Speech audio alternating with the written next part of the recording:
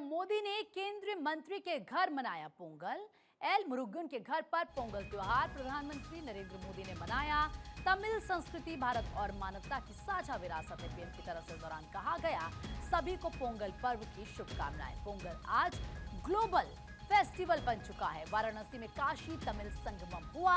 हमारी एक साझी विरासत है, हमारी सदियों पुरानी सभ्यता है। प्रधानमंत्री नरेंद्र मोदी जब कार्यक्रम में शामिल हुए, इस उत्सव में शामिल हुए, तो प्रधानमंत्री की तरफ से ये तमाम बड़ी बातें कही गई हैं।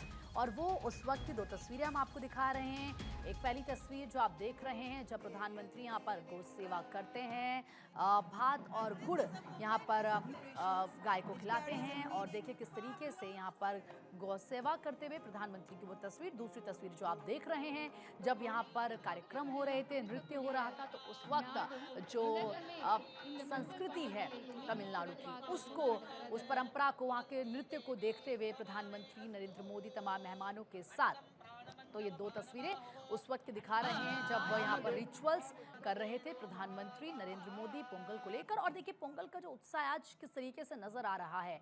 ये तीसरी बार है, लगातार तीसरी बार 2024 से ये सिलसिला शुरू होता है। 2024, 2025 और अब क्योंकि हम 2026 में हैं, तो ये तीसरी बार प्रधानमंत्री नरेंद्र मोदी पोंगल उत्सव में शामिल हुए हैं, कार्यक्रम में शामिल हुए हैं। और यहाँ से जाहिर सी बात है, एक बड़ा संदेश भी पूरे दक्षिण भारत में जाता है। प्रधानमंत्री हमेशा कहते हैं कि हम सबको मिलकर आगे बढ़ना, अपने रूट्स के साथ हमें आगे बढ़ना है। और ये उसकी एक तस्वीर आप देखिए, उस विरासत की, उस संस्कृति की एक तस्वीर आप देखिए। ये दो अलग अलग तस्वीरें आपकी टीवी में।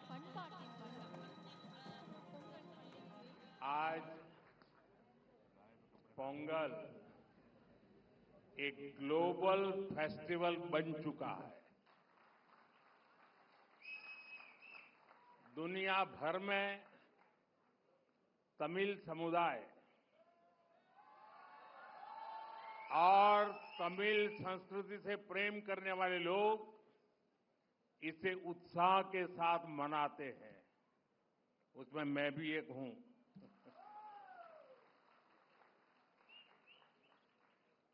इस विशेष पर्व को आप सभी के साथ मनाना मेरे लिए सौभाग्य की बात है। हमारे तमिल जीवन में पोंगल एक सुखद अनुभूति की तरह है। इसमें अन्नदाता की मेहनत,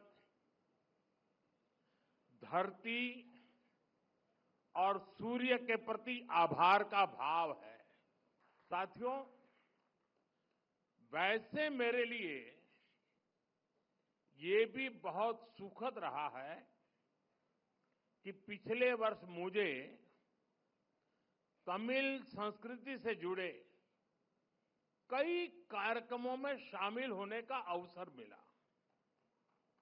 मैंने तमिलनाडु में 1000 साल पुराने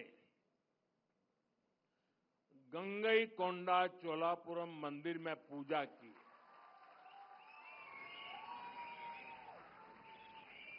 वाराणसी में काशी तमिल संगमम के दौरान सांस्कृतिक एकता की ऊर्जा को पल पल उसके साथ जहां भी रहा मैं जुड़ा रहा, मैंने उसे महसूस किया। जब मैं पंबन ब्रिज के लोकार्पण के लिए रामेश्वरम गया था,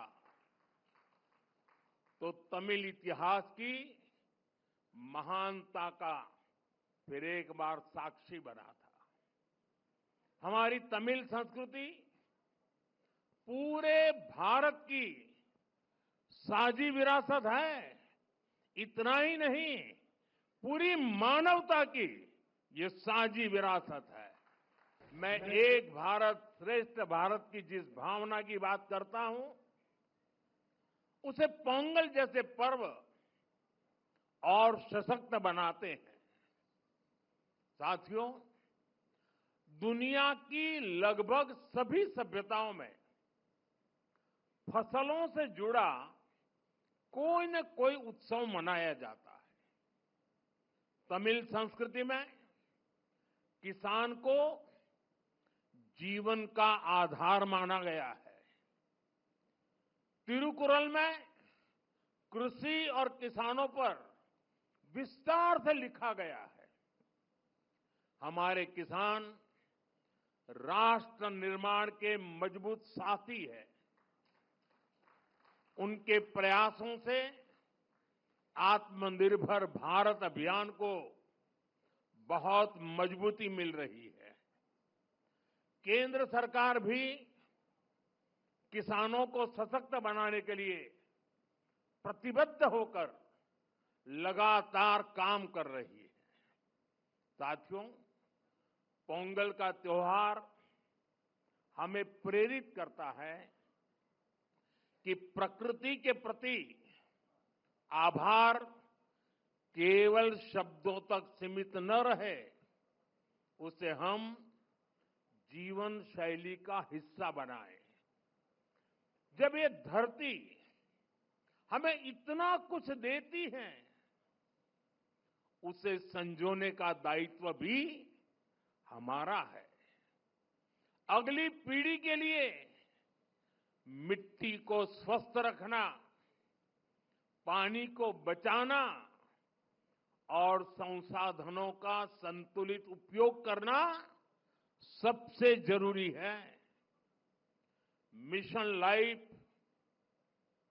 एक पेड़ मां के नाम, अमृत सरोवर जैसे हमारा अभियान इसी भावना को आगे बढ़ाते हैं।